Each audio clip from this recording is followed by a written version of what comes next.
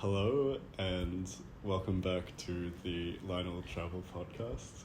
This is episode 14. Woohoo! Wow.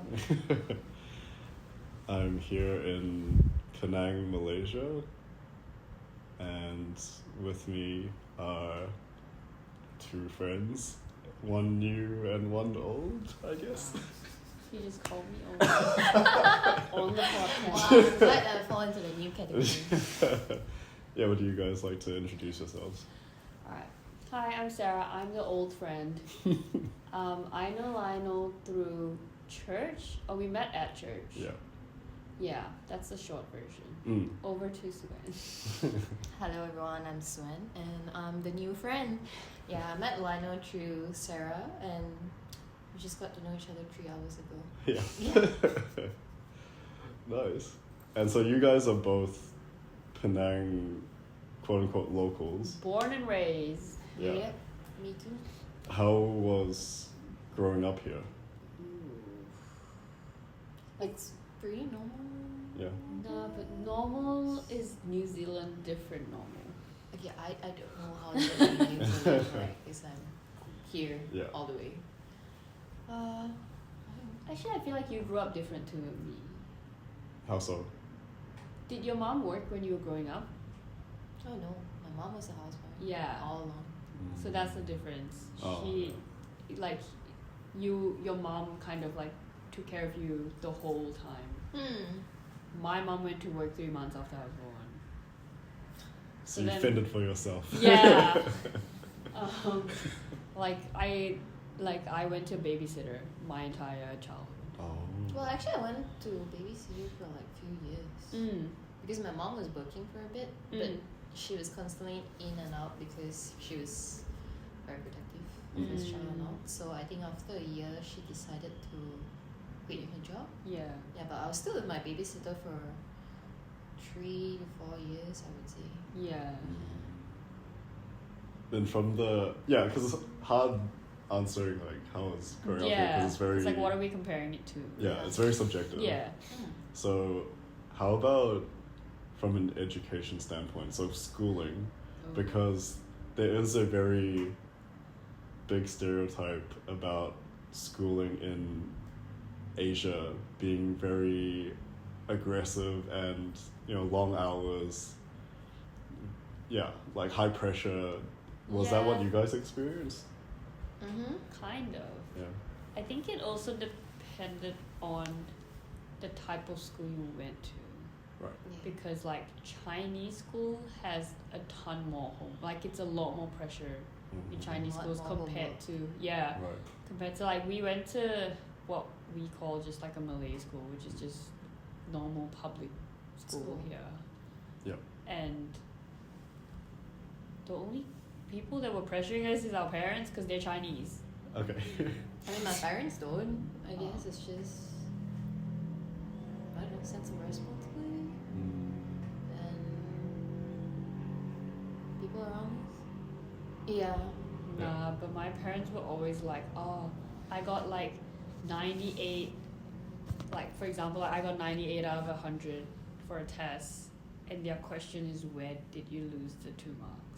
Wow, I never knew your parents. But like as as a joke, but not really, because I was like 7.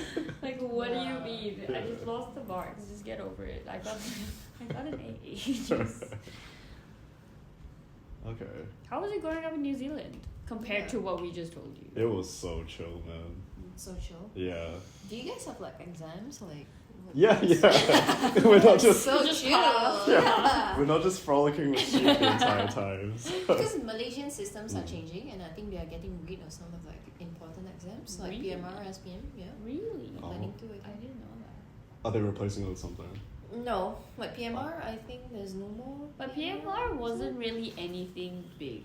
So it wasn't, but at least it kind of pushes the students to actually study. That's true. Because then, if there's no exam, everyone will be so chill, like the whole time. Yeah, like there's no goal. Like even if I'm studying so much, there's no exam. Yeah. Would you guys like to give context to the listeners? For context, we have 3 major exams. If you go to public school. Yeah. 3 major exams. One is when you're 12. that one really decides what kind of school you go to. That's like a primary to secondary transition. So like what school you go to in your secondary matters a lot here for some reason. Some schools like only accept straight A students. Some schools, like there's a standard to each school of like your entrance of how many A's you need to get. And then there's an exam midway high school where it determines which stream you go into, whether it's an art stream or a science stream. Yeah, so like there's like a minimum prerequisite of like how many A's you need to get into the science stream. Otherwise you're in the art stream. Otherwise you're in the art stream. You won't have a choice. You don't have a choice, no. Yeah, that's the thing. It's really stupid. And like some people, I don't know whether anyone's done it where like they got into like they're qualified for the science stream but they choose arts yeah, instead. you can do that, but you can't be in arts and you can't. Yeah, it's a one-way street. Yeah, it's one-way street. Okay. But it's like also the stereotype that if you do switch from science to arts, you're with the dumb people. Yeah, that's the other side of the curriculum. But then it's system. like totally different subjects that you learn because you do like your physics, bio, chem in the science, and then in arts you do learn accounting. You learn like I think because business. Have this thought that arts it's much easier compared to science. So if you're studying under science stream, you're smart. And if you're art stream, then you're dumb. Which is not really the case. But that's how Malaysia is. Right. So then you take an exam when you're 15. That exam's when you're 15, and then you decide your fate on your decides your fate of like your career path basically. And then form 4, form 5 is like year 11, year 12. And then year 12 you have that big exam as well. And you need to score a certain amount if you want to go to public uni, which like most people do. No, you go to form 6 first. Do you? Yeah. If you want to go public uni. Then what's the exam for then? You need it for even private uni for your private. Yeah, I understand. You need at least few A's or something to take certain degree. Yeah, but then if people are already going to form 6, then it didn't really matter. It matters because I think you need to at least pass certain subjects and stuff.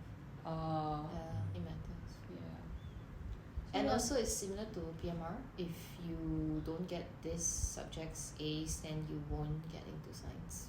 Yeah. For form 6. And then there's like if people who go public after, like she went to form 6, which is like year 13 basically. Then there is another exam to get into which uni. But I opted out for private uni. Oh man.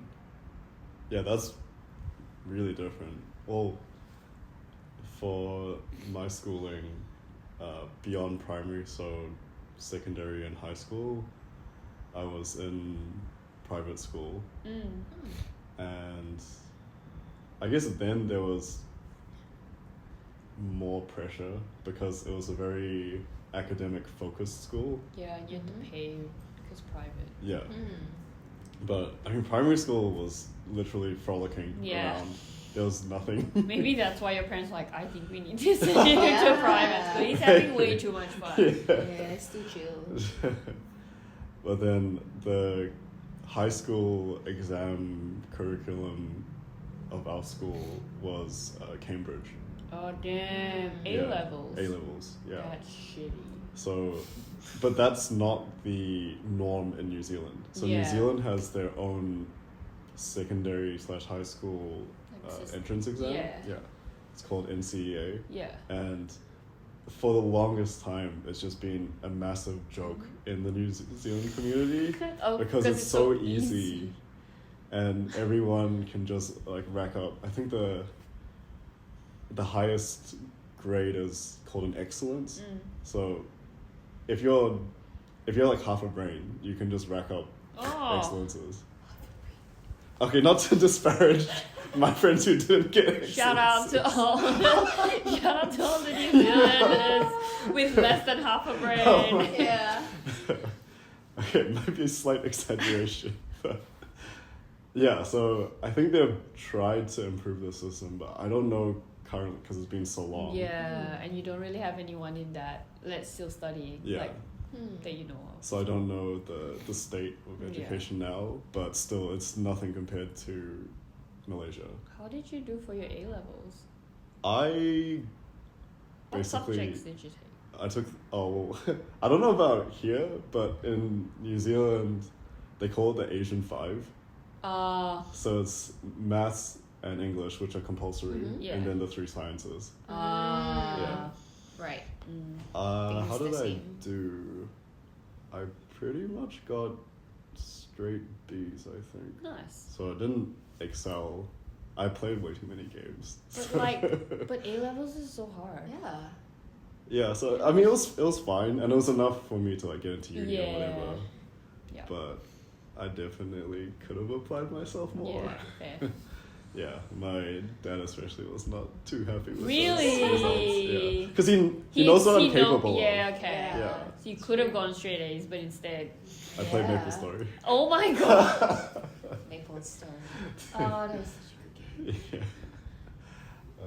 Yeah, so I mean overall it was good. It was a lot of just having fun with mates. And I think one big difference was in our high school. Our high school was in the middle of the CBD.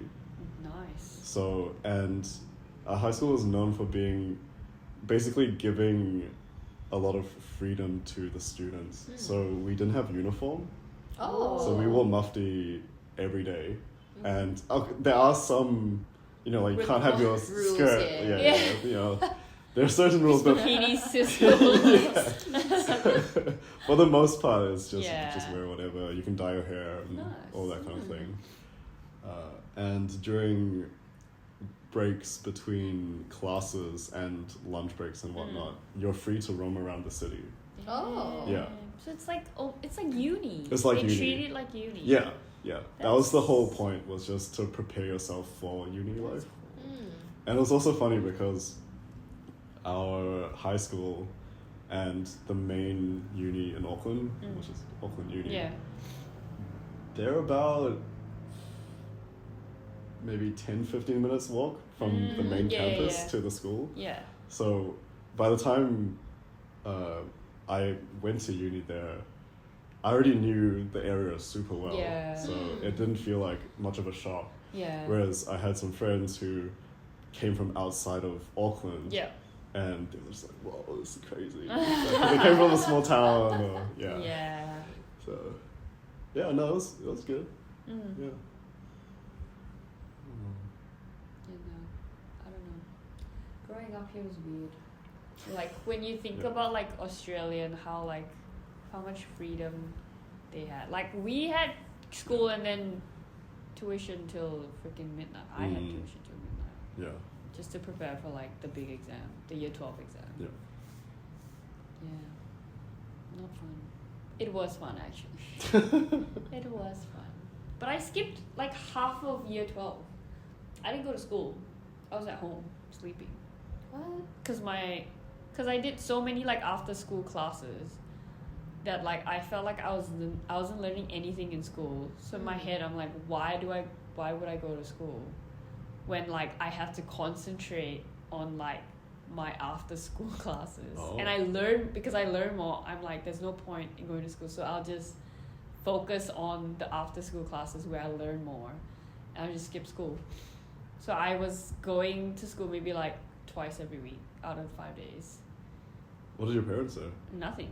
My parents were just, I told them like what I thought, and they were like, yeah, okay. Oh. So yeah, I was just home. So they respected your decision? Yeah, I said I couldn't do both. Yeah. I'm like, it's either you send me to school or you send me to after school. I can't do double of everything. And I don't learn anything in school. I'm going to sleep in school anyways. So. Yeah, because it's redundant. Yeah, so might as well sleep at home. Right. Yeah, that's true. So they just let me do whatever I wanted. Right. So, okay, now that you've been in Australia for quite some time now, are there things that you miss from Penang? I guess I didn't really make any friends in uni, which is kind of my own fault. To be fair, Yeah. it was like my own fault. Mhm. But then it was also like I was only in uni here, in Melbourne for like 2 years. Yeah. And I also had to adjust to living in a whole new country. Mhm. So then I just didn't feel the need to mingle.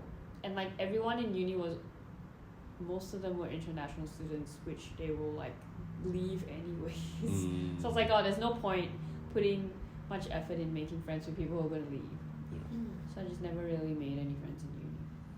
I just concentrated on passing because it was so expensive. So the pressure was like on Yeah. to just pass. But yeah, that was it.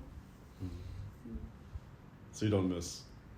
Okay, I know you miss the food. I miss the food. That's I miss obvious. the people, like friends. Yeah, right. But not really.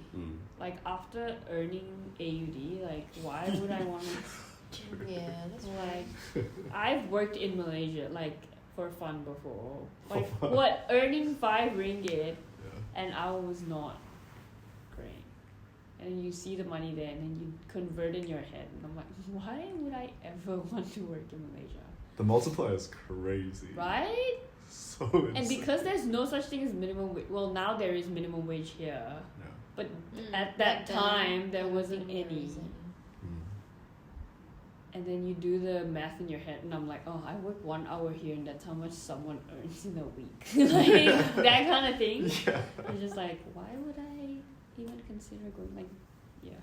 And like family at that time was pretty shitty, so then it was kind of like me escaping. Like I didn't want to be back home. Yeah. Worked out. Yeah, I mean, because so when you work here in Penang. I'm working at Intel currently. Can't really compare because I've never been to overseas and I stay out there, or work out there. But yeah, if I have a chance, I would want to explore something different. Like, so you're open to it? Yeah, I'm open to it actually. Yeah, but because I think the thing that is really stopping me are my parents.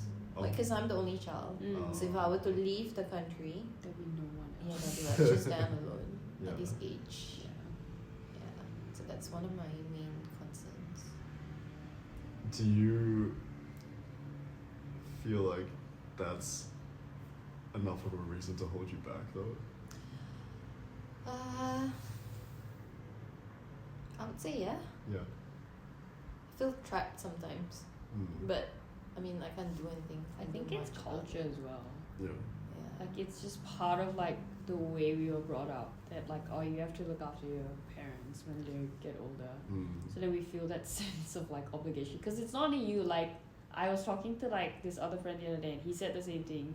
He was like, my brother's in Singapore working, and like my other brother just finished school, and he's like, and I want to go like overseas. Why can't I do that if my other brother is not here either?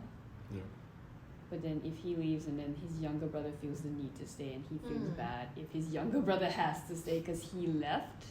Yeah, but the thing is, my parents never stopped me. Yeah. Like they say, you want to go, just go. Like you have like way more opportunities out there and stuff. But I don't know, sense of responsibility, duty as the child. You can't just abandon your parents here It's alone not really and live a good life there. But you can always come back. But like you say, once you earn it, you have a taste of it, you wouldn't want to come back. But your parents would make you come No, back. but my parents will. No, they won't make me come back actually. They can move with you. No, they don't want to move. That's the thing. That's the problem with our That's parents. the thing. None of them want to go anywhere. They just want to stay here. Yeah, they're like, you just go here alone, just go settle down somewhere, not in this country and all. But I'm like, how? I'm not just going to abandon you both here and live a good life myself there. Right. Okay, then that's an area where we differ, because I was born in Hong Kong, and our whole immediate family moved to New Zealand when I was 2. Yeah. So from the get-go, we were already not home. Yeah. We were in a different country. Yeah. So there's never been this notion in our family of you need to stay in New Zealand. Yeah. Because New Zealand's not even technically your home. Yeah. Yeah. So. Yeah. That's true. But like honestly, life back here is so much easier. It's really chill. Yeah. For sure. Like not having to pay rent, Duh. not having to worry about bills, Mm-hmm. and like if you go out with your parents will like almost always pay. Yeah. And there's always something to fall back on. Compared to like freaking $200 a week of rent, Mm-hmm. not including bills, Yeah. not including like all your other like adult shit like insurance. Who even thinks about that? Car rego? What the heck is that? Pet operations. Yeah, freaking pet insurance. But yeah. But is it compulsory for No, but pet insurance? it's not. But you should. It's better to. If you should. really Yeah, want you your should. pet to survive, Which is expensive. you should. Yeah, it is very expensive. A vet visit costed me like $170. I mean, if you don't convert the currency, I think Malaysia is similar. It go up to 300 to 400 per visit. Mm-hmm. Yeah. Mm-hmm. Felt like a lot of money. Because we have a mutual friend who's now back in Indonesia, Yeah. and I guess there's some similarity with Suan's situation where she's feeling heavily obligated to be back. I feel like the reason Yeah. for her parents wanting her back is very different Okay. because she lives a really good life there. Mm-hmm. And her parents don't want her to have to work more than she has to. Oh, that's the case. That's the case. Oh. She has like what, 2 maids, a driver. Why would you want to drive yourself or like clean your own house ever if you have that option? So that's where her parents are coming from. It's like come home, be with family, don't have to, because I guess she's like in Australia alone Yeah. in terms of like you don't have family there. Mm-hmm. So they're like, why would you want to be alone when you can be with family and live a more luxurious life? Yeah. So that's actually the reason why her parents want her back. I see. Yeah, so it's like very different. Because also we're from different social classes, so I can't really compare her life to mine. Right. Yeah. True. Yeah, she might be the next episode. We'll Yeah. No, you should. I We'll see if think she's free and film it. I really want to hear that. yeah. That'll be fun. If you were to move overseas, did you have any ideas of where you wanted Please to go? come to Australia. I need more No. friends. I have no idea. Yeah. Australia is probably one of the options. Yeah. Yeah. This trip is just me witnessing Sarah's active recruitment drive. How many people have you recruited? Like so far, honestly, Australian government is making it really hard for Yeah. anyone to go now. That's true. Yeah. I'm just trying not to get kicked out of the country. How's that going, by the way? I don't know. I'm still here. Oh, man. I'm still here, but honestly, the Australian visa process is a joke. It's like, what do you call that? Like daylight robbery? Mm. That's what it is. Yeah. Just money. Is it 10 grand you have to pay? 10 grand for like my partner's visa. Yeah. Mm. And then because they take so long to actually review your visa, if you want to leave the country and come back in, you need to apply for a bridging visa, Yeah. which then is another $150 every time.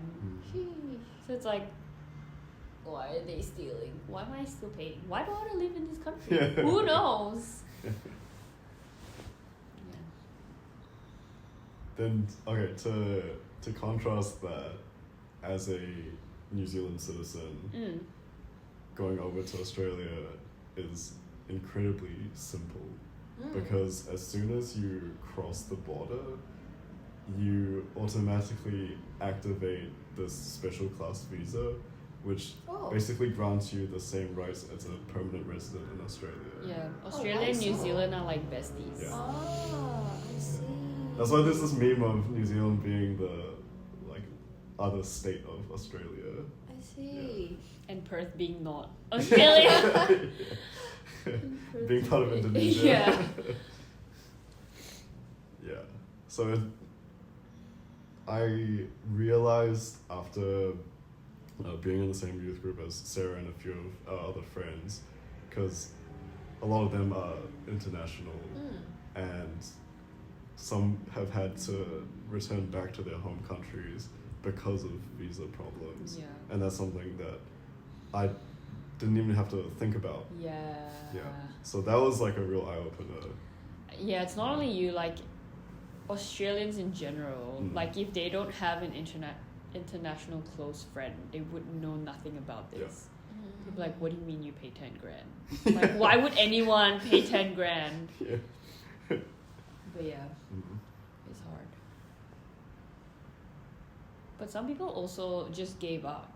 Yeah. Like I have friends who just like gave up the, what's that word? Uncertainty, like the constant feeling of getting kicked out of the country because you just can't. There's no other visa that you can apply for. Yeah. So they just decide like, I'd rather just go back home to feel more secure than like not knowing when or where I can settle down because I haven't gotten my visa. Yeah. Yeah, some people just gave up. It's just too hard.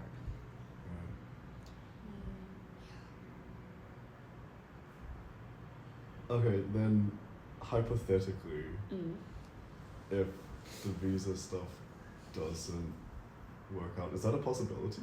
Yeah, they Right. can easily deny or like reject the application. So a partner visa isn't guaranteed? No. Right. No, none of the visas are. Okay. Yeah. So in the event, touch wood. Touch all the wood, Lionel, if this happens.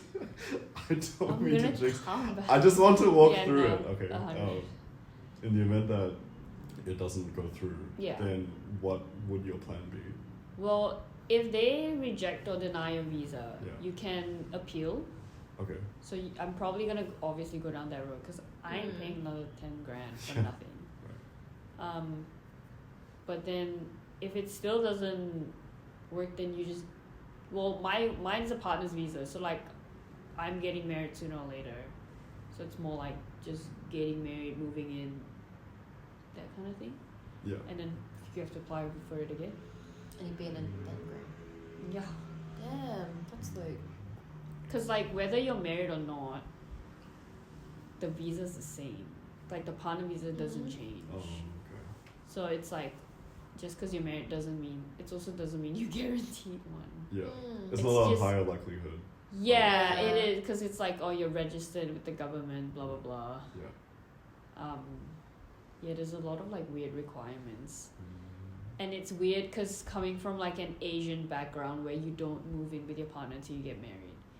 One of the things they look at in the application is how do you manage your household together? Yeah. And it's like, what do you mean if we're not living together? Yeah, How? like if you guys are not married, then like. Yeah, but then how's that's that? like that makes it like sort of like unspoken rule that you should be living together to qualify for the visa, which is very like I guess. They just like assume everyone's the same that you move in after 3 months. It's like, very Western. the Australian way, Yeah. which is not the case for everyone, so they can't do that. But yeah, Would there ever be a scenario where you two would move back to Malaysia? no, That's just not in the that's not cards. even. Okay. It's not even an option because like no one ever brings it up. Like, why would we do that? Okay. Yeah, doesn't make sense. Also, like his family is there. Yeah, the only time we'll ever come back to Malaysia is when we retire, and like there are no parents, no obligations to stay anywhere. Right. Yeah. Actually, I haven't thought about that. I don't even know how if he can even stay here for longer than 3 months. Oh. Because he's Australian. That's right. Yeah. So, yeah, I don't know. Like how you don't know the visa situation in like New Zealand or Australia. I don't know what it's like coming into Malaysia. Right. Yeah.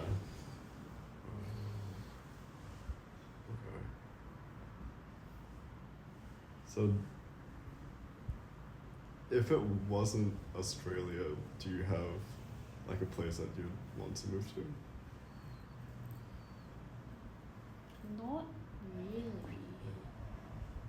I think Australia has a really good balance, like what you earn and what your job, like your workload. Yeah. I think it's pretty balanced.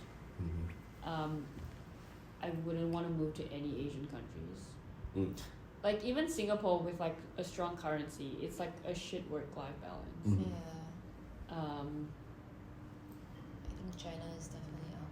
'cause No, we I can't don't speak even want to. Mandarin. I don't Right. even want to Yeah. visit China. Let's not even work there. Oh, I can.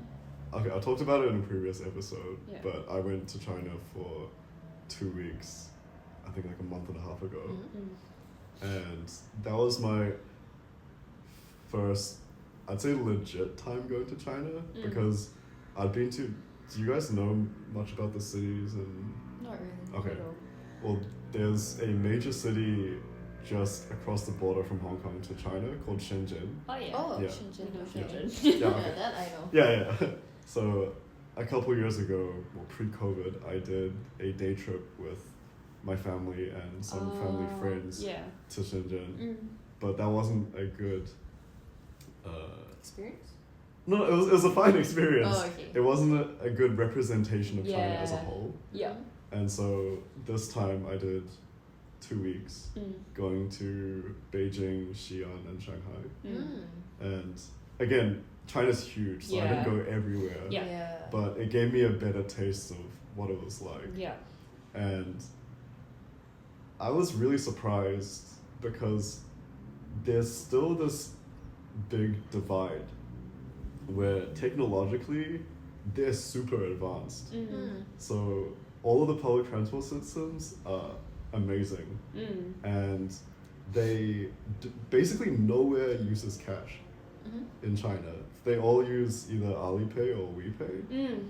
And it's so convenient as well because you don't need like a Metro card or anything because it's all done through the app. Yeah. And if you want a ride share, it's done through the app. Yeah. And yeah, so I think recently as well they allowed international debit and credit cards to be linked to those apps. Okay. Because you used to need a Chinese bank account, Yeah. but now they're trying to become more internationally International. minded. Yeah. So they've implemented that now. So it was actually very seamless to Nice. get around everywhere. The big con was the people, because, but I'd say the new generation is not as bad.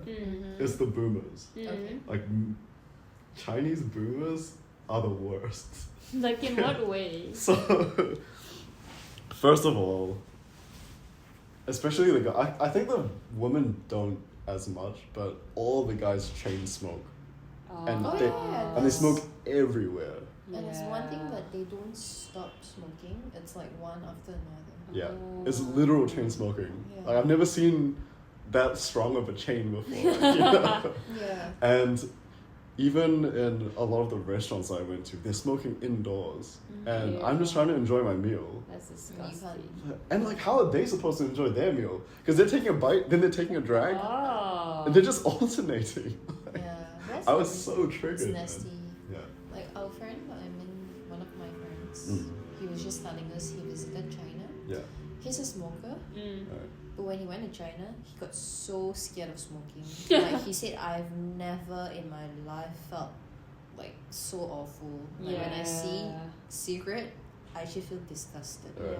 Yeah, like he never had that feeling, you know. But when he was in China, he's like, no, stop smoking.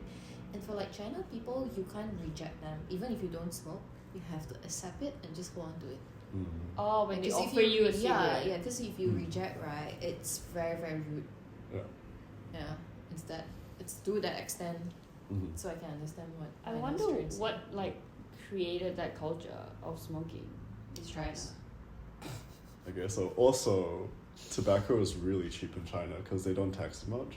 Oh no, they say they have Yeah. different categories from like really cheap cigarettes to like really really expensive ones. Yeah, Like cost up to a few hundred. but the cheap stuff is super cheap. Yeah, the Yeah. cheap ones are super cheap, Yeah. but the expensive one are like super expensive.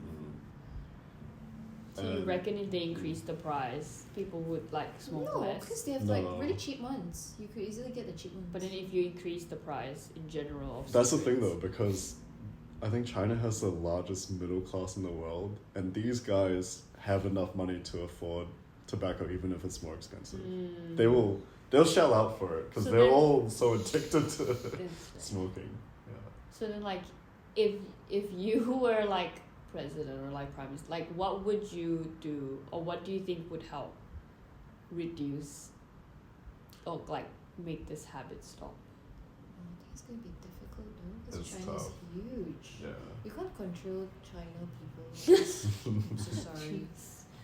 Chinese It's like people nothing. do not let you control. There's nothing we can do. So it's too late. Yeah. The only thing I can really think of is just campaigning to the younger generation, like the kids and teenagers. Yeah, and a lot of them, I feel like they do smoke less than the boomers. The boomers, they're too far gone. Yeah.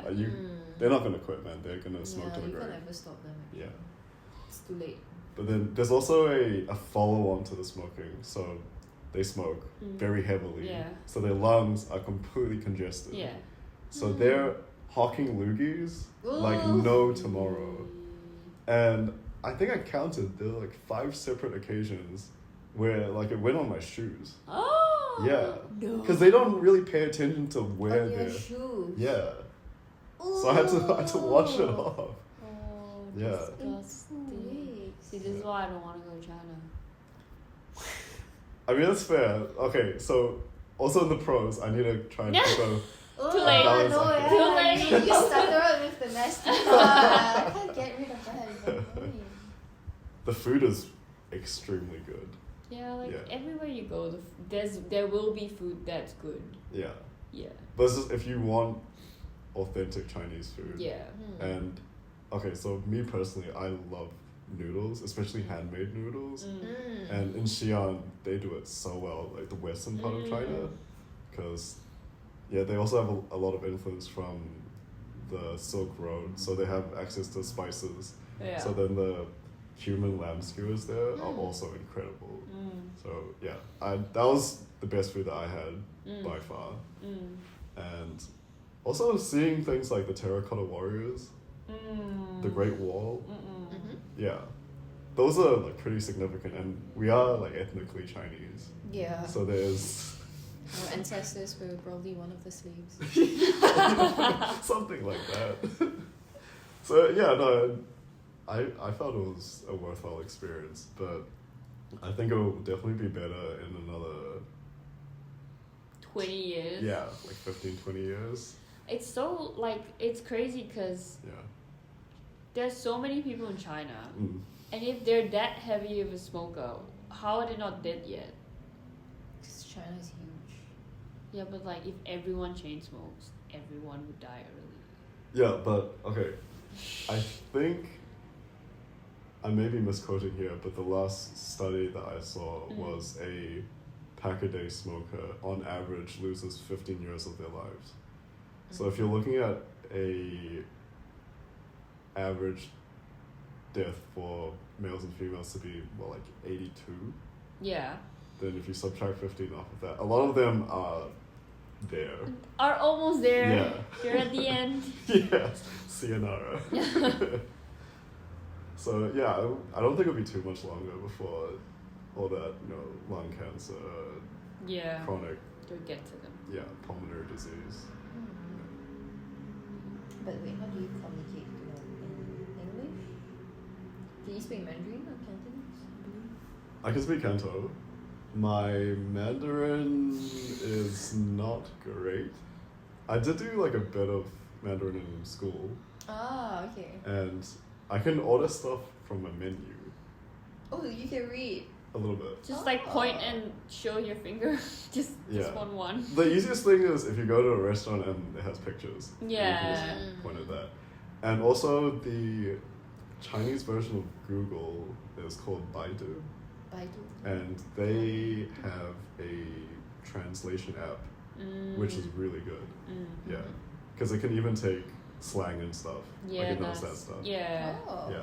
And also, Oh, there was one time, so I was in Xi'an, and I did a day trip to this, it was called Mount Hua. So, Okay. yeah, it was a pretty notable mountain in the Shanxi Yeah. province. And I signed up for a tour, which was completely Chinese. I was the only foreigner. Why did you do that? I wanted to try it. Oh. Yeah. I was like, did you just misread the No, thing? no, no. It was Okay, on. intentional, yeah. Yeah, it was on a Chinese app, and because the Western ones were way more expensive as well, so I thought, okay, YOLO. Challenge accepted. Yeah. And so I managed to get through a bunch of the preliminary stuff, and then we get to the mountain. We had a guide, and he basically said, okay, add me on WeChat. And then the cool thing about WeChat is it has its own internal translation function. Yep. Yeah. And that as well, maybe it's the same as the Baidu one, I don't know, but it's really good. So you can, he would basically just talk into his phone. Yeah. It'd pop up in mine, I In press English, translate. yeah. And it's there. Nice. And so it was actually super easy. Yeah. I didn't have like any issues with communicating. Yeah. So from that standpoint, China's actually pretty easy to get around. Yeah. Yeah. Sure. I don't think like the getting around was It's the ever the people. issue. Yeah, it Just was. the people. It's the Yeah. people. It's like the same as me in India. I would never step foot in India. Right. Yeah. Yeah, so, because my dad is from Hong Kong, and I would go back to Hong Kong basically every year during the summer holidays. Oh, okay. Yeah. And I guess my mom was less vocal about it. My dad, like, hates meeting that Chinese people. Because, like, every time, this was, okay, like, I guess now Hong Kong has less mainlanders coming because now it's actually cheaper to go shopping in China. Because it used to be cheaper in Hong Kong before, yeah, like before they became a part of decade China. ago. Okay. Yeah. So you'd have a lot of tour buses with these, you know, middle-aged fobs coming in. Yeah. And I just remember, like, all of the public urination. I think I saw 2 instances of public defecation. Oh. It's always a kid. Okay. But still- Not adults, right? There are public toilets. It's not like they don't exist. There are some countries where it's really hard to find a public toilet. Yeah. But Hong Kong, they're not that hard to find, you know, They would shit on the street like a dog. Yeah. Yeah. in the city. And their parents would just be like, oh yeah, there's a good spot. Yeah. Yeah. It's just China people. So, like, Does that mean it's worse there in China? Yeah, In adults do terms that. of like the public peeing? I think, again, it depends on where in China. Yeah. Because, Where are these people coming from? The ones that are pooping on the street? like, the countryside. Ah, yeah, okay. rural. Because in Beijing, there are public toilets everywhere. Yeah. So there's none of that there. Yeah. But just because I was in Hong Kong and witnessing that stuff, there's also an amusement park in Hong Kong called Ocean Park. It's the premier Yeah. amusement park there, and I think I was maybe 11 or 12, and I saw a kid around my age peeing in a bottle. And dude, it's an amusement park. There are toilets everywhere. Why do you have to pee in a bottle, I bro? don't know. It just blew my mind. It What? blew my prepubescent mind, man. I didn't understand. You're like, So, I definitely had a lot of preconceptions yeah. prior to going to China Yeah. about what it'd be I like. think Yeah. everyone Yeah. does. Yeah. Now I can't get it out of my head. Yeah. Just people pooping like dogs. Yeah. But the thing is, the Sir. owners don't even pick it up. No, it's That's just there. disgusting. Yeah. Like, how do they not think that that's... They have no sense of shame. That's the thing. Like, it just doesn't exist. Honestly, Indians are the same. Right. Oh, also, okay, I'm sorry to stack up the con it's already over. It's already gone. But queuing does not exist in China. Oh yeah, that's for sure. That was so annoying. Oh my gosh. There was a time when I was in the airport. Yeah. And in the airport, it's international, so they try to form a queue, whatever. Mm-hmm. There were so many of these boomers that were trying to cut in. Yeah. And this was the first time I shoulder barged an auntie. Because she was trying to cut in right in front of me. I'm like, nope. I just blocked her. Bitch, no. Yeah, I'm like, there's a line. Did you tell her that? Yeah. I mean, she didn't know what I was saying. Yeah. But, yeah. No, I have a really funny story about queuing and Asian aunties. Yeah. So, the person I sit next to at work, she's Filipino. She's like this Filipino auntie. She's like a head of department. And one day, we went to grab lunch together in a cafe nearby, and we were waiting in line, somewhat a queue, and one of the people that was serving food yelled out, "Next," right? And this person from somewhere else, like from behind us, came up. It was like white as well. She was white. She came up and she was just like, "Can I please have blah blah blah?" And this Filipino auntie was so pissed. She was just like, "Can you not see us? Like, there's a line. Yeah. Wait your turn."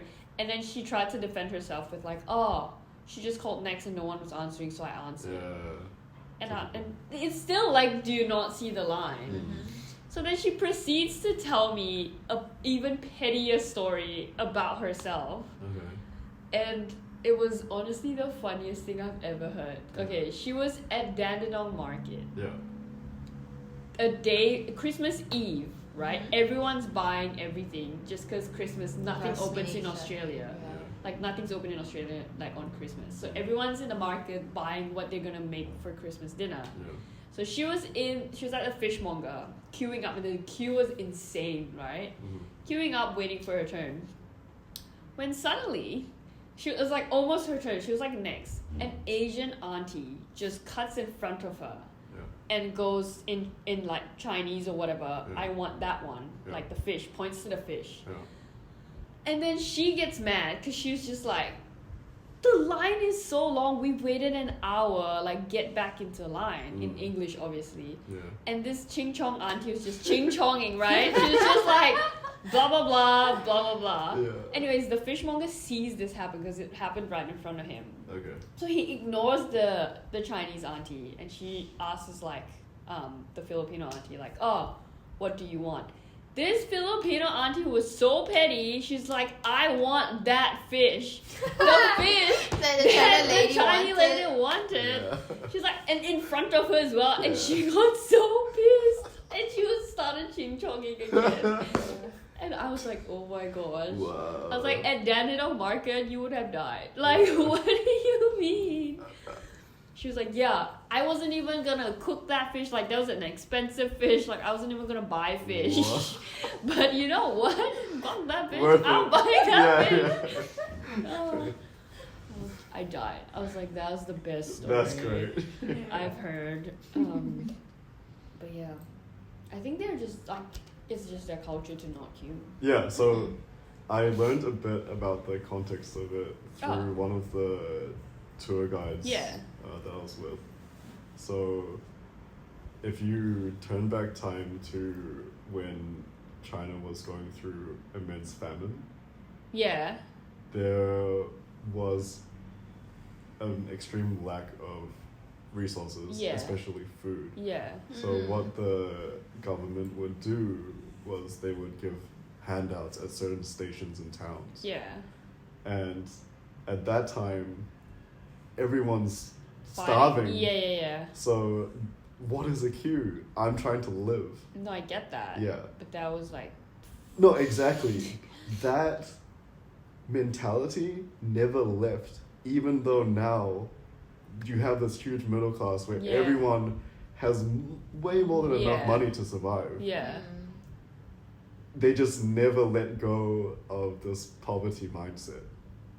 Yeah. But Yeah. like, It's can't true. they see that there's more than enough food for everyone? Doesn't matter. Yeah, it doesn't matter to them because the mindset has not left them. Mm. It's inside. That's crazy. Yeah. So to them, it's probably normal. It's very normal. They don't see it as a wrong thing. Yeah. But like, it's weird because then they don't get like offended when someone else does it to them. Because they do it themselves. Yeah, And they do it among themselves. Yeah. It's normal. Yeah. Yeah, they don't see it that way. Mm. Interesting. But definitely, again, when we're talking about the new generation, so national Chinese people Yeah. our age that are there. Yeah.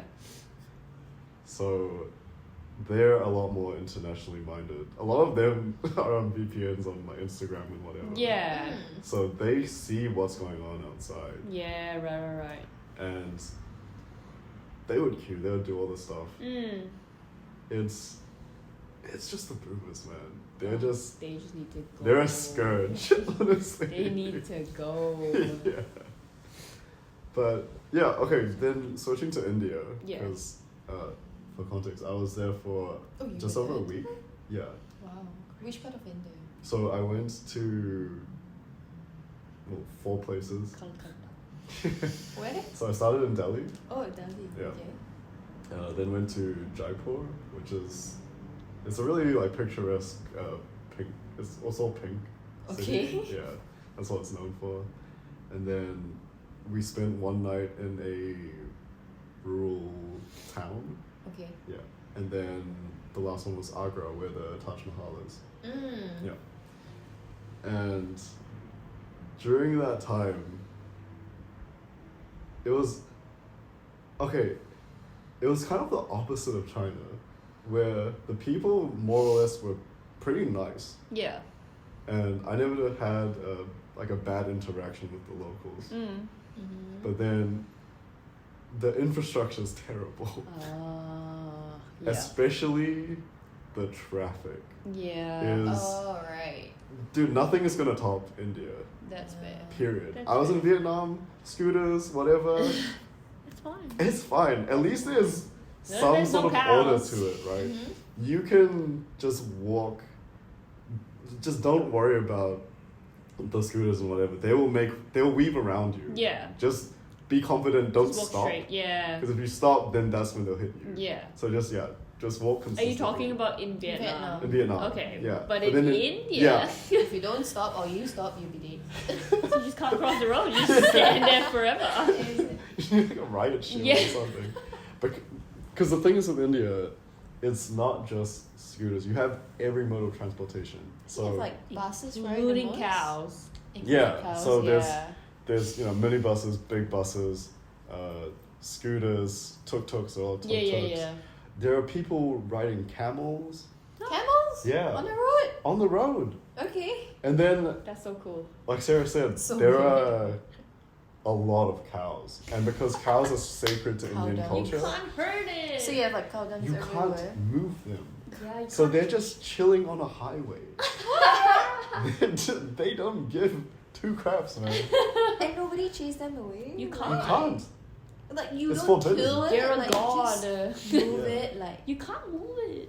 They do their own thing. They run That's it. India. Yeah. like they would rather kill a human than a cow. Pretty Kind of. much. It sounds like that.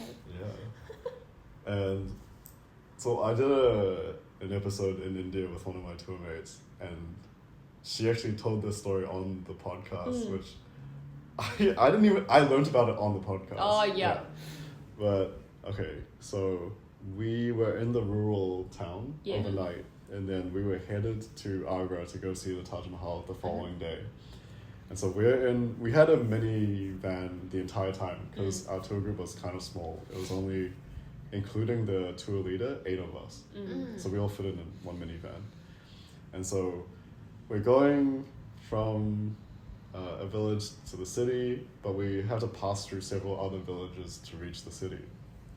And once we reached one of the villages, there was a massive crowd that was blocking the road. And so, our driver stopped the minivan, got out, and then talked to some of the locals.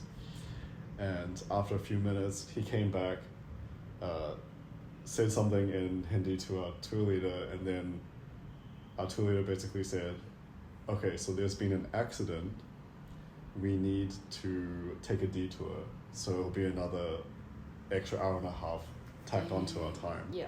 It's like, we can't do anything. Yeah. Like, we can't just mow these people over, so yeah. we have to take the detour. And eventually we get to Agra, we go see the Taj Mahal, amazing building by the way, and then we go have dinner afterwards. And then one of my tour mates asks about the whole accident situation, like, oh, was it a car crash? Yeah. What exactly happened? Because it looked like the entire village was there. out witnessing what was happening, but Yeah. we couldn't see it. Yeah. And then our tour leader basically says, oh, yeah, so someone got murdered Oh, Okay. dang. in broad daylight. Okay. So, and it was probably a hitman. Okay. Because that seems like a kind of common thing, is if you have beef with another, then you can just like call a hit on someone. Oh my gosh, damn. Yeah. In the middle of the road in the broad daylight. Yeah. In a rural city, a town. Yeah. I think it was like 11 a.m. when we reached that village. 11 a.m. So And did they catch the person? They're waiting for the police. That's why there was a big crowd. But surely someone saw it. Yeah, there would have been witnesses. Ah. Because it was just on the street. Oh my gosh, imagine if we could do that in Melbourne. What, would you just be calling Yeah. hits left, right, and center? I would. Yeah, that Filipino coworker of yours calling a hit on that. Yeah, that'd be so lady. funny though. Yeah. Oh, also, recently, because I just come from Thailand, and then before that, did one night in Cambodia, and then about a week or so in Vietnam. And so on the flight from Hanoi to Ho Chi Minh, I was in a Grab going to Hanoi airport, Yeah. and there was again a big detour. Oh. But I'd heard it from a group chat because my other friends were Yeah. there as well, and they had to go to the airport before me. Yeah. Basically, they didn't see exactly what happened, but a motorcyclist most likely was hit by a truck Okay. and just like died on the spot. Yeah, there's no Yeah. way around it. Yeah. Yeah. So, and yeah, when I was passing in the Grab, you can still see the bike. I think they moved the body at that point. But then when my friends were there, they saw. Are you sure The body. Are you sure the body is not stuck underneath the truck? No, it was It's separate. splattered. Yeah. Oh. Imagine. Everywhere. Nasty. Yeah. So that, No, but speaking of accidents, okay. so I went to like Hot Air for like a night, right? Yeah. Most dramatic trip ever. So many things happened. First of all, we just entered the border. My dad gets stopped by a policeman. Okay. Oh. Yeah, random, right? And we were like, we didn't do anything wrong. We just got here, right? Yeah. He gets stopped, and the police was Thai, so he spoke like little English, and all he said was, "Yellow, red, red." Yellow, red, red. Yeah, and then my dad decides to speak Bahasa. This idiot. I was in the passenger seat like, Why? why are you Yeah. speaking Bahasa to a Yeah. Thai person? Uh-huh. At least English made more sense, Yeah. right? Yeah. And it's not, my dad understands Thai, by the way. Like, my dad's like a quarter Thai. Oh, really? Or like half Thai, maybe. Oh. So, like, he understands basic Thai. Yeah. He just can't speak it back. So he decides to just act ignorant, like he doesn't know what they're talking about. Yeah. Anyways, the police officer gives up and ends up just like pulling up a picture of a Google Translate that he typed in, right? Yeah. But there was no translate to English. It was just Thai and Thai. It was the dumbest interaction. So my dad kept like explaining like, what did we do? Like, he was just like, I didn't do anything wrong. In Bahasa. Yeah. And I was just there getting so frustrated. I'm like, what are we doing? Yeah. Anyways, I was just like, why don't you just translate what he like showed you. Yeah. So he did. He like pulled up his camera, translated the Thai words, and it literally said like ran a red light, you know. Oh. Something along those lines. Right. And then my dad goes, when I ran it, it was yellow. Like it turned yellow when I passed the line. You can't expect me to stop. But at this point, he's like speaking English. But obviously the guy doesn't even understand English because he can barely speak. He was just like, yes, yellow, red, red. And we're like, what the heck is he saying? Yeah. Then in my head, I was like, oh, maybe there were like consecutive like red lights that like we missed because it was a straight road. Mm. So maybe like it turned yellow, but the other two were red, but we didn't see it, so we just ran it. Yeah. Anyways, this guy, just, you know what he said? He was like, go back. He was like, where you from? Malaysia. Go back. What? That's all he could say. Red, yellow, yellow, red, red, go back. And my dad was like, we just got here. Yeah. And I was like annoyed at this point. Anyways, he pulls my dad out. And like, we're stopped at the side of the road. Okay. He pulls my dad out into a corner where I can't see from the car. And I was like, oh my gosh, we're gonna die. Like, this is how we die. They just want to bark with that. That's what I mean. So then my dad, he, like, when he left the car, he took, this was really funny because at the border we converted 500 ringgit into baht, which is like 4,000 baht. Mm. So all he had was 4,000, all I had was 4,000 and no other cash. He takes out 1,000 with him when he leaves the car the first time. He comes back 5 minutes later and like, he was like, where's my wallet? Grabs like more money, right? Yeah. And I was like, what's happening? He was like, oh, he's trying to fine us for like running a red light. Fine. Yeah, and I was just like, how much is the fine? And he was like 4,000 baht. And in my head, I was like, that's all we have. What do you mean? But he only takes another 1,000 and he leaves. He's haggling. Yeah, I don't know what he's trying to do. And he comes back and we like continue on. And I was just like, oh. So like, quote unquote, he bribed the police officer. Yeah. Anyways, that happened when we entered. And then when we were leaving, this is why I brought up the accident thing. So there was a railroad track that we had to, that passes like this kind of major highway. So the bar goes down and we were the first car while the bar was coming down, so we stopped obviously. There was a motorcyclist, is that what you call them? Yeah. I saw this happen, it was the funniest shit. But like, hopefully the guy's okay. Cause the bar's slowly coming down, right? He didn't see the bar. He saw the bar. And he like, cause he was slowly coming down, he drove past the bar. Yeah. And from the bar to the railway, there's like still a bit of road. Okay. He then falls off his bike Oh after the bar. yeah. Later. Go. He falls off the bike and he's nowhere near the pole. Yeah.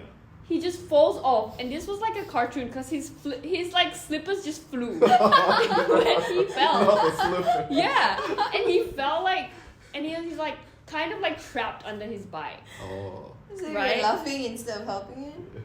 No, that's the thing. And then we like, because we're the first car, so we see this happening, right? Yeah. And my dad was like, we can't do anything, we're not from here. I'm like, yeah, no, that's fine. Okay. Fair enough, right? So then a few of the other like motorcyclists stop. But they don't help him. This guy literally took pictures, but like didn't touch the guy. What the hell? And then we were all in the car like witnessing this, like, oh, why are they not helping him? And then my dad's like, oh, you know, at least the least they could do is like move the bike. But none of them touch him. There were like a few people around him, none of them touch him. And then you can see them like calling the ambulance, obviously. And none of them touch him until the ambulance comes. Right. And I was like, oh, maybe it's just like a Thai thing where like, you know, there's been cases where like, oh, if you try to help, and then you got the blame. yeah, and you get blamed for like Liability. making it worse or whatever. Yeah. Maybe like they know better. Yeah. But then I was just laughing at the way he fell. But then after that, the ambulance came, and this guy, this is how he helped. He was holding an umbrella above the guy's head. And the guy was just not moving. I was just like, I don't know what's happening, but this is the funniest shit ever. Yeah. But yeah, that was like as we were leaving Haya, and I'm like, this is the most dramatic trip. There's so many things that happened. But you said the bar was coming down, right? But the bar didn't hit him because he fell after. Oh, I just mean, was there a train coming? There was a train coming. Oh, okay. But he wasn't on the tracks. No, he was far. Yeah, there's a stretch of road. There is a stretch of road like right before the tracks. Right. And he fell like in the middle. And Of the no road. one hit him. Like, Yeah. and my dad's like, oh, maybe he got a heart attack or something. Because Yeah. he didn't move when he fell. Yeah. He like took a second before like, and like the guy that stopped to help him was talking to him, but he wasn't moving, but he was like somehow communicating. Okay. But dude, oh my gosh, if this was a video, it would be so much better because I have pictures. It was so stupid. See? That's the bar. The train tracks is all the way there. Oh, yeah. And then he's like fallen like that. Okay, he's facing downwards. And then this guy was taking pictures, and then he Yeah. called the ambulance, which is fine. But then Right. after that, a guy, he was just holding the umbrella Like a parasol? like a princess. Yeah. This is princess treatment, guys. Wow. Like at that time, the ambulance was like kind of like almost there already, I think. Yeah. But it was so weird. Because over here, if there was an accident, people would immediately help you. Mm. So there must be some sort of traumatic thing that happened in Thailand that like, or like Stop a people from law helping. that you can't touch the person if they fell down. Yeah. There's definitely got to be a reason. Yeah. But I just found that so weird. Because we were just witnessing the whole thing. Yeah. I can't get over the slippers though. Right? No, it was actually so funny. But then after that, he wasn't moving, so I was like, oh, maybe he's dead. Because it's so weird. He just fell by himself. Like there's nobody around him that would have caused it. So Yeah.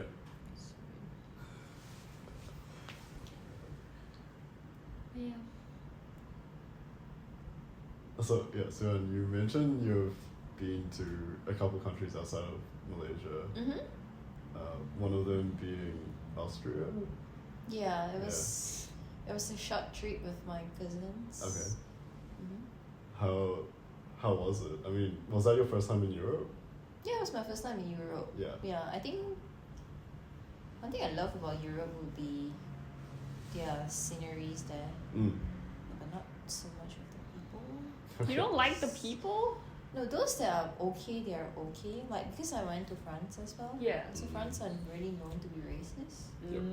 Towards Yeah, us. towards Asians Mm. especially. Damn. Yeah, so I remember going to this cafe. Don't ask me about the name because I forgot the name. Yeah, so then because it was an impromptu kind of thing, so we wanted like brunch and desserts. So that place was famous for its desserts, right? Okay. So when we went in, I mean we had to wait for them to sit us. So one of the waiters been racist and he was just staring at us and he was like, sorry, there's no table available. Then we're like, oh, so do we need to make like reservations or anything beforehand? Because apparently when we Googled, we don't have to do it. Yeah. Then he's like, no, it's just full house right now. So we're like, okay, but because the way he says it, you know, it's more like unwelcome. Yeah. It's not that it's full house. Yeah. Right, so we're like, okay, sure, like fine. So when we were about to leave, I think the manager saw it. Yeah, but surprisingly, the manager was okay, and he was like, hey, call them in, like there's one more table for them.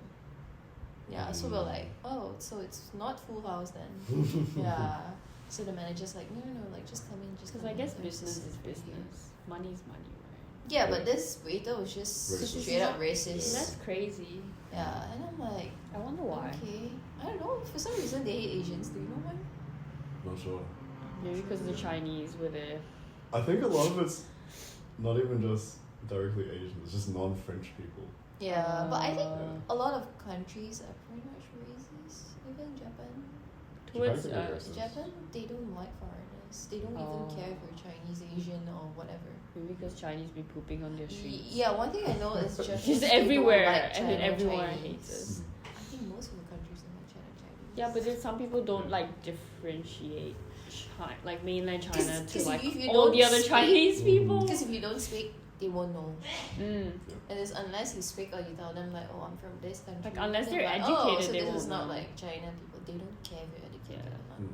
They just assume that you're from China if they look at you. You know what's funny though is I've been miscategorized many times this trip, but the most I've been miscategorized as is Japanese. Why? Because there are actually I'm looking at his face like. I think I just have a very like generic East Asian face. I don't think it's particularly one country or another. Yeah.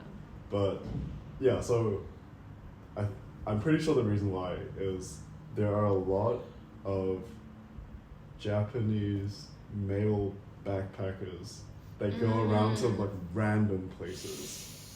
That's true. And it's like I fall into that category. Like I have a backpack. I'm Asian. Japanese. So there's Do you carry sling bag? Yeah. Yeah, that's Yeah. one of the reasons. Japanese carry sling bags everywhere. Yeah. So I've gotten so many konnichiwas, man. So many. Everywhere you go. More than ni-haos. More than Neo. Yeah. I got a couple annyeonghaseyo as well. And you be like, dude, I can't speak Korean. Yeah. That's funny.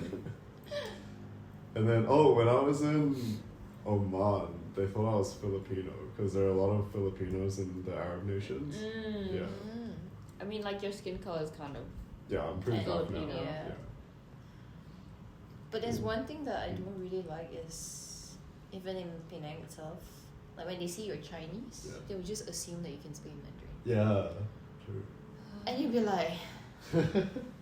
So then it's kind of awkward when you respond to them in English. Because then some of them will judge you, like, you're Chinese and you can speak Mandarin. Yeah. And then, like, it's not that I can't speak, like, I can speak, but it's... The pronunciation is out. Like, the moment I open my mouth in Mandarin, you know that that's not my first language already, right? And I can't speak to you in Hokkien because some of the Chinese in Penang, they don't speak Hokkien, especially those younger generations. Right. Yeah. And then, like, if you speak to them in Hokkien, you feel very auntie. Yeah. Yeah, so I'm like, what language should I just speak to you? Nah. It's just annoying, lah. Yeah. I think I've had like a few customers, like I work at like retail Adidas, so like a few customers have come up to me and be like, they just start with like ni hao and then followed by a sentence. Yeah. And because Mandarin's not my first language, I take a while To process. to process. So I just look at them and their response is, this is Zhongguo. Like, are you Chinese? Yeah. Like, can you speak Mandarin? And I was like, No. a little bit. Yeah. But like there was this once, oh my gosh, Sam was running the day at Adidas. Yeah. And Sam is Sarah's partner. yeah, Sam, Sarah's partner. I was the only Mandarin speaker that was working. Like we have a few, and I was the only one on that day. I was at the back doing like back of house stock stuff. He comes to the back. This guy had the audacity to come up to me, and this is his question: Sarah, can you please go out and speak Asian to this lady? Speak Asian. Mind you, Sam's half Chinese. Yeah. I'm like, what do you mean speak Asian? There's so many kinds. I'm like, that's racist. You can't say that. And then I went out and this lady spoke Mandarin. It was just like old auntie that like didn't really know English. Right. And she was just trying to haggle freaking Adidas. At Adidas. She was trying to haggle with me. Yeah.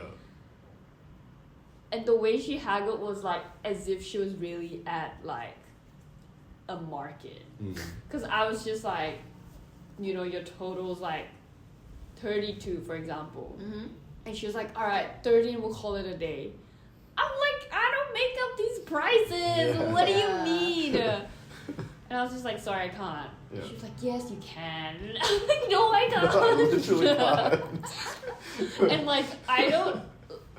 I don't know enough Mandarin to like explain to her that this is not my store and this is fixed prices. It's a branded it's an international brand. How are you haggling here? Yeah, she paid what she was owed in the end, but You know what was crazy as well is when I was in China, so many people asked me for directions. I'm wearing a backpack. 你好. 你好，你说话这样。Then you were like, I'm also finding my way there, bro. Yeah. So I just hit them with the like, 我不是中国人. And then they just walk away. I swear, dude, at least a dozen times. That's funny. And then when we were on the mountain as well, they were asking like, is this the right way to export? I'm like, I don't know. Why are you asking me? Oh my gosh. And yeah, in Australia as well. So many times I've just been stopped by uncles and aunties. Yeah. Especially in supermarkets. They ask me where the rice is. Yeah. Ask me where the rice is. That's the most Asian. Oh, there was an auntie that had a grinder with Himalayan pink salt in it. She asked me if it was salt. And I said yes. Wait, what language are they speaking to you in? In Mandarin. Oh, so you understand. Yeah. Like, I know the basics. Though. Yeah. So I can be like, sure. Sure, for sure. Yeah. Sure. Easy. Oh my gosh. So I think, well, one of my goals for this year is to learn Spanish fluently. C. Yes. I think after Spanish, I want to learn Mandarin. Yeah. Just to stop being such a token. Because it's so annoying. And it's useful. Yeah. But the main thing is it's annoying. Yeah. Yeah. And, I'm surprised.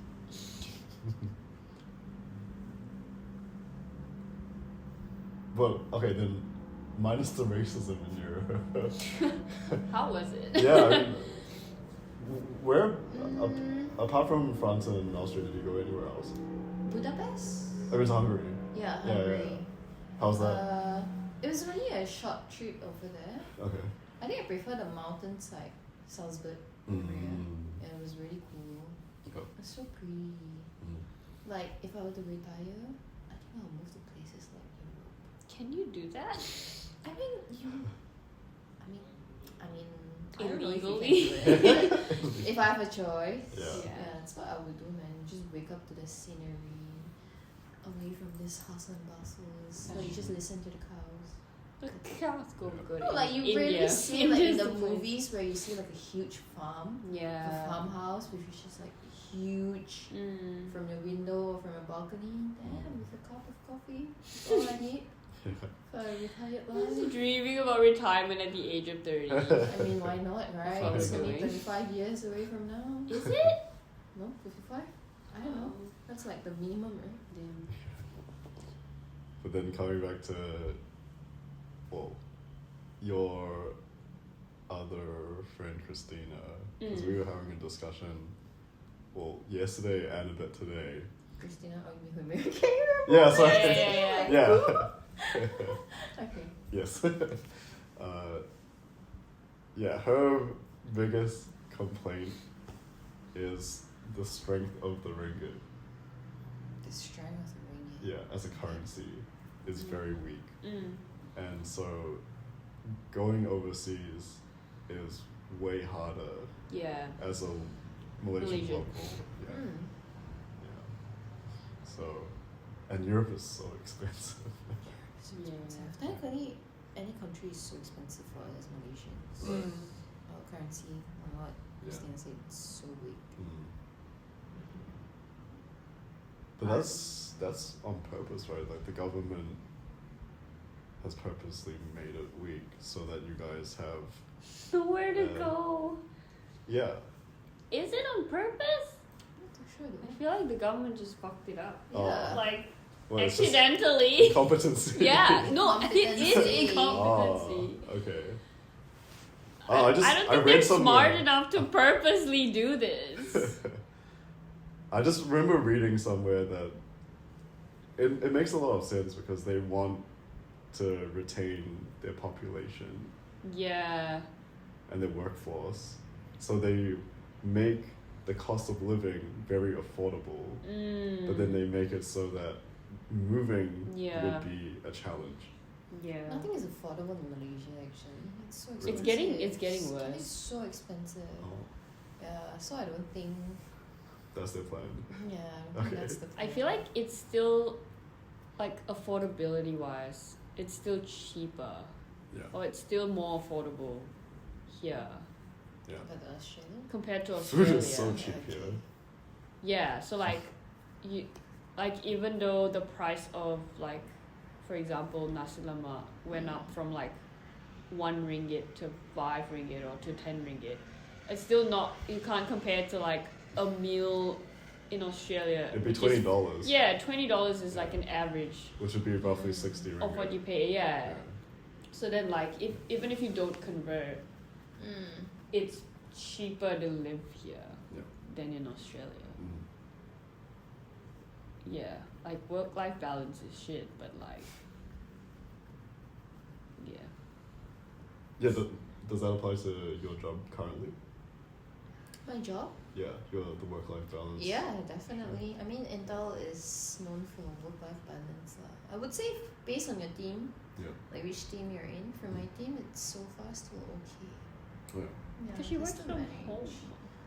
Yeah, pretty much. She works from home, but she'd be like, she calls me in the middle of a work day. No Intel is gonna listen to this You podcast. never know. Send it to your boss. I might share out. Blackmail. No, like she would call, like she'd be like, oh, I just have a meeting at like 4. You can call me before that. Oh yeah. So like as long as she's not in a meeting, she's free to talk. Yeah. I mean, yeah. Yeah. That's As long like as- most people that. Yeah. But I can talk to you while working. Yeah. Like, Yeah. It's okay. But As then long as you I don't get my sound job like you're done. working in the background.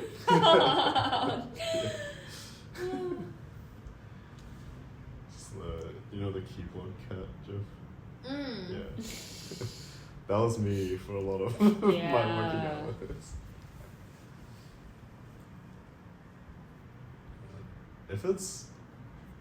If it was easier to,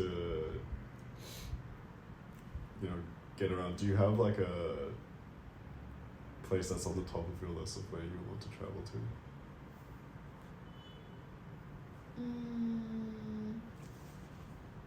The least of it? Yeah. One of it would be Korea. I want to go back to Japan again to explore. But you different haven't been to places. Korea. No. You wanna come? September? With you and Sam? No. No, I'm we're gonna meeting be his on friend work. there. We're meeting his friend there. Oh. For how long? A week? Not even. Not even. Or like maybe like 5 nights. Ah. Not that long. I would prefer longer though. I need a You long can break. go yourself, right? Yeah. You need a long break. Yeah, come to Japan with us too. No way, man. Oh yeah, probably I can go and witness. Yeah. Anyways. Yeah, But is Australia will definitely be one of the lists. Yeah. Please come. Please come. Oh my gosh. There's so many on the list actually. I wouldn't mind anywhere, but probably not India. Because I've heard too many stories, especially like food, even their mineral waters. Dang. I mean, like even Bali, you can't drink the water. No, I wouldn't want to go Bali unless I'm married because I heard about the curse where everyone who goes to Bali, they'll come back, break up. Like, okay, I'm not going there. Oh. Unless you're married. Yeah, there's so Together? many cases. Interesting. Even my cousin. Like, he broke up with the girlfriend after the Bali trip. Did they both go together? Yeah. Oh. Well, we'll see what happens. Yeah. Oh, wait, you went? I'm going in March. Yeah. Yeah, but I mean, it doesn't happen to all couples, but yeah, I've heard stories. Hmm. Interesting. So, where's your next destination? After Home. After Penang, there's nowhere else? Just. Oh, so after Penang, so tomorrow I'm flying to KL. Ah. Yeah, so I'll be spending some time with my grandparents in Port Dickson. Yeah. And then, that'll just be an overnight thing. Then I think 2 nights in KL with my mom. and then I'll be flying to Singapore for 2 nights, and then Jakarta for 4 nights. Wow, this guy is everywhere. Yeah, it's the worldwide. Bro, this is literally the end of my trip. It's the world. So Jakarta is the last country. And then I'll be in Sydney for a few nights as well, to go see some friends. Okay. But I guess that's home-ish. Yeah, Sydney's home-ish. Yeah. It's already counted. And then I'll be back in New Zealand for For New Year. for like 2 to 3 weeks, and then Back Melbourne. to Melbourne. Back to Melbourne. So yeah, we'll need to sort out accommodation again, and then find a job. Fun. Yeah. Apparently the market's meant to get better in March. Oh really? Apparently. Okay. Yeah. Fingers crossed. Fingers crossed. But again, like I don't need to stay in tech. Yeah, I'm- you could be anywhere. Yeah, I'm okay pivoting. Mm. Yeah. I really want to find a new job. Do you know what you want to do? No, Okay. but according to the market, I'm getting paid too high in my role. You pay too high. Yeah, Oh. like for my title, I'm Yeah. getting paid too high. So like That's a good problem. no though. one else can No, the problem is no one else can match it. Oh. So to leave You'll means need I a have cut. to give it up. Yeah. Yeah. Right. Which I don't really want to. Like, I get paid higher than assistant accountants, Yeah. and my title's like finance admin. Oh. It's so stupid. I feel like my title doesn't like reflect my workload. Yeah. That's the problem. Right. So I think they need to change. It's just a mistitle then, right? Yeah, but the thing is, like, I do so many things, little things that there's no one specific title for it. And the reason my title changed was to finance admin was because it's a generic enough title to cover everything that I do. Yeah. So yeah, every headhunter that's called me has like had to call back to confirm what my salary was and what my expectations was. Yeah. Because he was like, wait, with super or without super? And I'm like, without. He was like, you're on without super? And I'm Yeah. like, yep.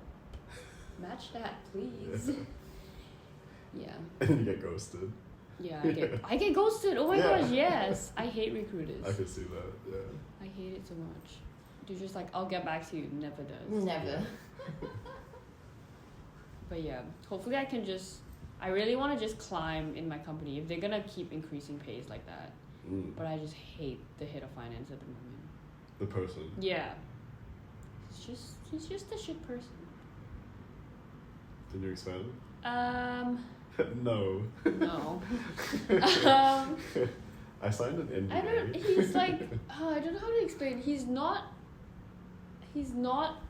a bad or a rude person. Okay. He's just quiet. He doesn't talk to anyone. Or he's not as social. Yeah. But on his, like, the first and second time, because he started in September, so he's new. He said that what he wants from the finance team is open communication, but he doesn't give it to us. Yeah. Which I'm like, why would we then Be open. be open with Yeah. you if you're not He with doesn't us? practice what he preaches. No. Yeah. There was this one day he came in and he tells the finance manager, oh, I'm not feeling too well. And the finance manager doesn't like him. So the finance manager's like, oh, if you're not feeling well, go home. Like, you know, like go and rest, right? He eventually does. He leaves like half a day in. And then the finance manager finds out later on that the reason he's unwell is because he had a big night out. Which is like, after hearing that, it's like, I really don't have much respect for this guy. It's now even lower. I was like, how can you do that as a head of department? Like, party in the middle of the week knowing you have work the next week. Yeah, it's very Like, unprofessional. And you're like 40. Surely you know your alcohol limit by now. Yeah. But it's just, like, at least be honest. You know, like, if you had a night out, just said, like, oh, I made a mistake by drinking too much. Yeah. Like, my head hurts, I need to go home and rest. But no, he just, like, masks it with, like, oh, I'm not feeling well. It's like that kind of thing. And it's just really hard to talk to him because he's very like detached emotionally. Work is work. Whereas like I was besties with my manager before this, so I'm friends with most of my managers in like my career lifetime. So like I don't know how to not be friends with you and get along with you at the same time. I have to be friends with you to get along with you. If not, you're just a random person that I don't care about. Hence, I won't get along with you. Right. But yeah, there's like a lot of little things that he does that like trigger you. fucking pisses me off. Yeah. Dude, like he's so, I don't understand how you can be a head of department, manage people, but don't know how to manage people at that age, at that level. Yeah. Because my company, so like long story short, my company had like a retrenchment, right? So they had a few people in mind to make redundant that like their jobs weren't benefiting as much as others or whatever. So the finance manager and head of finance did the calculations for the like final pays or the redundancy payouts for these people and didn't tell me. For context, I do payroll, so I'm the one that's supposed to prepare it. Yeah. So they did the calculations, and then the finance manager went on leave because his son was getting married for the whole week after that, which was the week of the redundancy. The head of finance gets gastro, so sends out an email on Monday saying, "Hey guys, like I caught a stomach bug. I won't be coming in today," which was fine. It was like, I didn't know about the redundancies. That's the thing. I had no idea. That was Monday. He sends out an email. On Tuesday, I hear nothing from him, and he doesn't come into work. And in my head, I'm like, okay, cool. Like, I guess he's still sick. But like, it takes 2 seconds to just write me and like send me a message, right? Yeah. Doesn't do that. Wednesday comes, and he comes into work. And I go, oh, like, how you feeling? He was like, oh, still pretty shit, to be honest. I'm like, okay, cool, I don't care. And then he's like, oh, let's go down and get a coffee and catch up. And I thought it was going to be like a finance meeting. But no, he proceeds to tell me about these redundancies that I had no idea about. And he goes, can you please look over the numbers to make sure they're correct? Because these are all getting paid out tomorrow. And one of the people that was getting made redundant was like one of like the people that was closest to there, and I was so mad. I saw it coming because like he wasn't doing too well, but I was like living with it, right? So on Wednesday, I didn't want to go in on Thursday, but I had to be there because I was the only one who did payroll, and there was no one else that did payroll. I went in on Thursday, and in the morning they had like their final meetings with HR, and everyone was saying bye. And it was really sad. Like the office was just shit. Like the mood was shit. Everyone wasn't working. Everyone was just trying to like look at a screen, but like was thinking about obviously everyone that was leaving. And so the GM, who's such a sensible guy, so much sensible than the freaking head of finance, he starts pulling people into his office like one by one, kind of just checking in with them. So then he pulled me in. And he goes like, hey, like, how are you feeling? Are you okay? And I go, no, I'm not. And then he goes, all right, like, let's talk about it. Like, tell me, you know, like, so I tell him how I feel. He tells me how he feels. Obviously, he's been carrying it the longest. He was the one who had to make the decision. And I'm like, I understand why you did it. Like, because I see the financial standpoint of the business. So I know how much of a shithole we're in. And I get the thing, but I was just like, it just feels so bad at the moment. And he was like, yeah, I know how you feel. And the GM just said like, you know, do what you need to do. You know, if it means not being here this week or at this point, or you like, do what you need to do to feel better or to cope. Which was like really sweet of him. Yeah. So then he just said like, you know, just tell your manager, tell the head of finance what you need. He's a pretty understanding guy. That's his words, not mine. And so I was like, all right, cool, I will. And so I go back to my desk, and then I get called into the office. So that I went to the head of finance office, and I asked him, I was like, do you know when we're doing the payouts?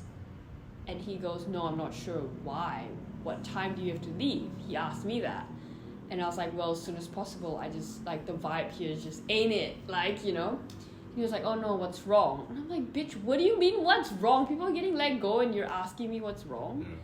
And I was just like, you know, like, it just feels bad. Like, Yeah. the atmosphere in the office just feels really bad. And Yeah. I was like, trying to explain it to him. But he turns around to me and he goes, he like scoffs at it. Scoffs at me and he goes like, yeah, but that's part of the job. That's so Oh. I was like, okay, I don't want to waste my breath on you anymore. There's no point explaining it to you. So I was like, okay. And I walk out. Mm-hmm. And then HR comes over and she's like, okay, the last meeting is at 12. After that, we'll give you the go-ahead to do the pays. I was like, cool. Yeah. 12 comes around and like 1 o'clock, I'm still doing the pays. The GM walks past and goes, Sarah, what are you still doing here? Yeah. And I go, oh, I'm just like finishing up the final pays. And he goes, you can do that at home. Like, why are you still here? You told me you weren't feeling, you know? Yeah. And I literally was just like, ask him. Like, I pointed at the head of finance's office, right? I was like, you ask him. Hey, can you make one more person redundant real quick? Yeah, actually. And then he goes like, I think he says like, do you need me to talk to him? Because I can, like, you know, I can talk to him obviously. And then I was like, no, don't worry about it. I'm just gonna finish this up and I'm gonna leave. He was like, all right, cool. At that point, it was already like 2 o'clock. So then I, like, finish everything, send it through to him for approval, and then he approved it, done, right? I just packed my things up. On the way out, I stopped by his office. I was like, did the pays go out okay? Was there anything else? And he was like, no, all good. And I was like, all right, cool, I'm leaving because I just can't deal with this, like, atmosphere. And he was like, at first he was like, the way he asked, oh no, what's wrong? Like, very concerning, like showing a lot of care. But then once you tell him what's wrong, he's just like, yeah, but it's part of, like, this is just what we have to do, like, as part of our jobs. And I was like, yeah, no, I get that. Yeah. And then he goes on saying, like, you know, we have to, like, be strong for, like, all the other people that are here, that are staying. And I'm like, that's your job. That's not my job. Also, you're isolated in an office and you're not sitting out here with everyone else. So you don't feel it as much as everyone out here. Yeah. I didn't say that. I'm just like, Yeah, cool. I just said, I'll see you tomorrow. And he's also not showing support. Yeah. Yeah. I was just like, I'll see you tomorrow.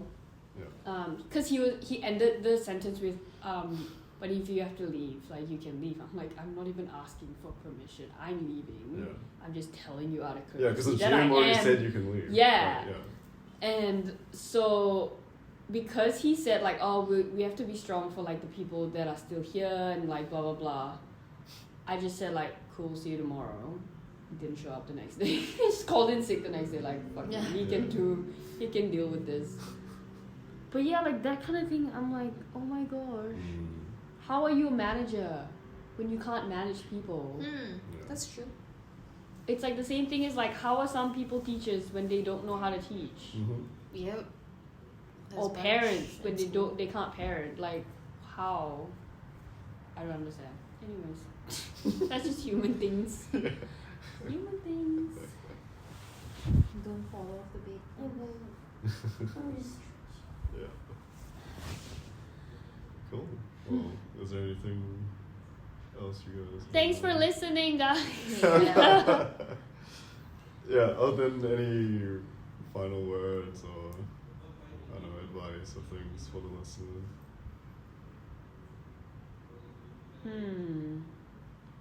I guess we'll see you next time.